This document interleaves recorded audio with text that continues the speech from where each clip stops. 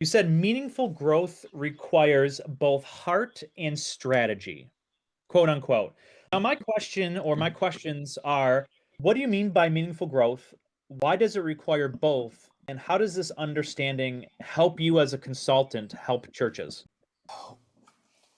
The whole idea of meaningful growth, that that language is purposeful and intentional because meaningful growth is not the growth that we might have been accustomed to hearing when we're talking about growth within a church. Meaningful growth is not limited to numbers. That's not meaningful growth.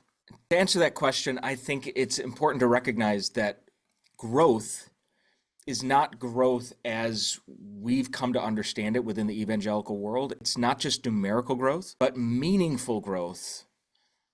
That's something that runs deeper. So we're not just talking about numbers. We're talking about something more transcendent than that, and more meaningful than that. Something that Jesus prioritized, which is discipleship.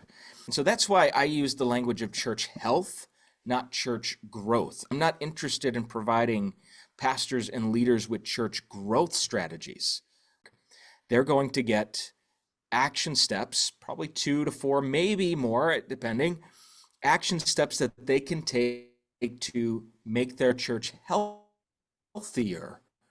But as far as growth is concerned, man, that's dependent on God and the individual that God is walking with. Heart and strategy. So heart obviously means your inner being has to be aimed at the right place. If your heart is not directed at God and his kingdom, it's not going to matter. But at the same time, heart, while it's good and it's necessary, we also need a plan. I think of the proverb that says, man makes his plans, but the Lord directs his steps.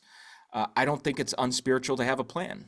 And I think what we see throughout the pages of Scripture is God working with human beings as they make their plans. He then directs their steps. And so we want to be a part of partnering with God in the work that he's doing, but we also can't sit on our duffs and do nothing.